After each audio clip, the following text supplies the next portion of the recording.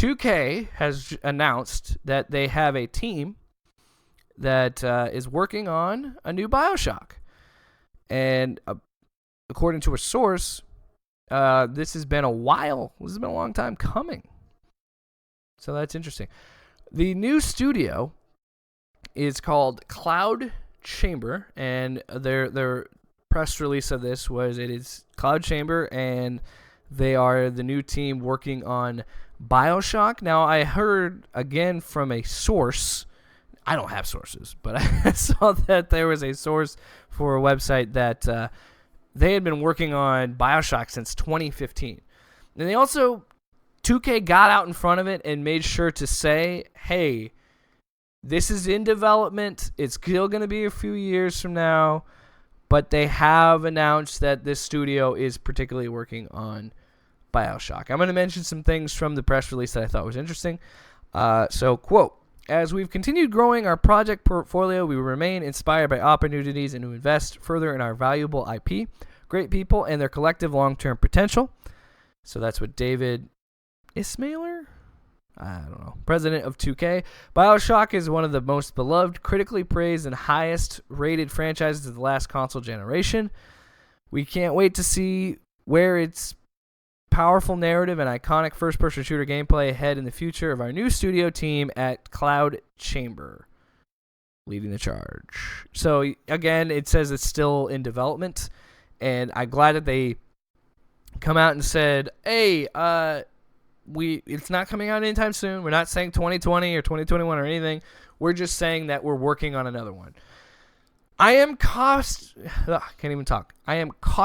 optimistic about Cloud Chamber working on this game, mostly because of BioShock 2.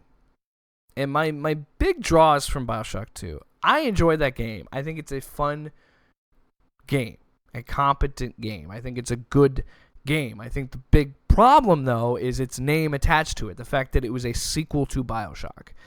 And, the big thing that took for me was it wasn't done by Ken Levine's team. It was done by a different 2K team. And no disrespect to that team. As I said, it's a fun game. It is a good game. But it just didn't feel as good as the original. And it just didn't feel how I wanted it to. And maybe it's some of the choices they made, the situation that you put in. Maybe it's the character that you play as. I don't know. But I feel like I liked BioShock Infinite more, which was Ken Levine's team. I liked that more as a sequel.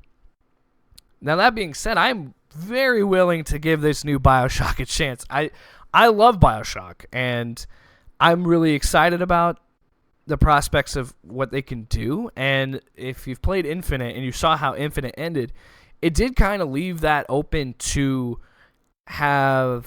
They kind of blew the doors wide open, and it gave a ton of different storytelling opportunities. I'm just wondering if Cloud Chamber, and I'm sure they have, but my thing is I hope that they understand what you really need for a BioShock game, and I'm sure they do. I don't know why I'm trying to say that they don't. I'm not. That's what it's probably sounding like. Don't listen to me. I'm crazy. But the core value, and this is what I love about this series, it can be whatever they want, really, with what Cloud Chamber wants to make. It just needs a few core things to make it a BioShock game. It has to be focused around a city. Now, I really don't know where they could put a city at this point. If we've already got one in the sky, we've already had one underwater, are they going to do it in space? Is it going to be on another planet? I don't know. But that's the main thing. It needs to be focused on a city. That is a character. That is, I would say, in all three BioShock games, the city is the main character. You are just your character, whether it be Jack, who I didn't even know his name until I looked it up, or the Big Daddy character. I want to say Delta 1. I hate it. I hate that I have to go to Google for this. But whether it be that, until Infinite, you're not a character. You're a silent protagonist, and you're kind of just the flyer on the wall. I know that's intended to give the player agency and make it feel like them, because again, and that adds another thing, another core pillar of a BioShock game is player choice in the gameplay. So you have to make the design built around different abilities, which is a third pillar, but different ways that a player can attack a situation, and the level design has to be really solid in that. And all 3 games incorporate that. And then, of course, the third pillar has to be, there's got to be some sort of superpowers to play into it, so you can have different abilities to add to the gameplay. I know that they call them Vigors and Infinite, but they've got to have that involved in the storytelling. So those are some of the pillars. What would be the fourth pillar? Would it be an eccentric villain? Because Comstock is pretty eccentric. Yeah, I would say that. Andrew Ryan's pretty eccentric too. But, it is what it is. So you need those things. I've got to look it up. Who is...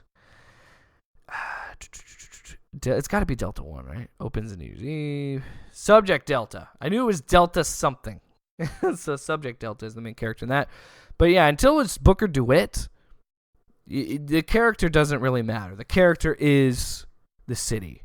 And Columbia is still a big character in BioShock Infinite. Man, this podcast is going a lot longer than I anticipated. But as long as Cloud Chamber incorporates those pillars, they can do whatever they want. Although I just pray to God, I'll put it in this way. It's a fifth pillar. I don't even know what pillar I'm on at this point. Do not make it open world. Don't even make it semi-open world. What makes BioShock so appealing is that they are single-player narratives.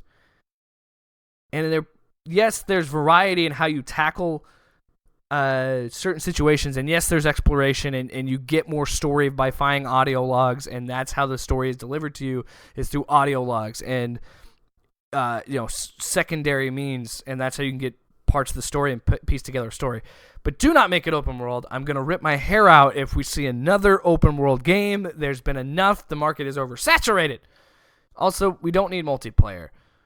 I know they play with that with Infinite, and they had that in BioShock 2. I don't think it just... For that franchise, I could see the possibilities of a multiplayer, but that's not what I'm getting it for, and I don't think a majority of players go to BioShock for an online multiplayer. I just think when BioShock 2 came out, you had to add that for value. If you're spending $60, you want to get that extra value of a multiplayer.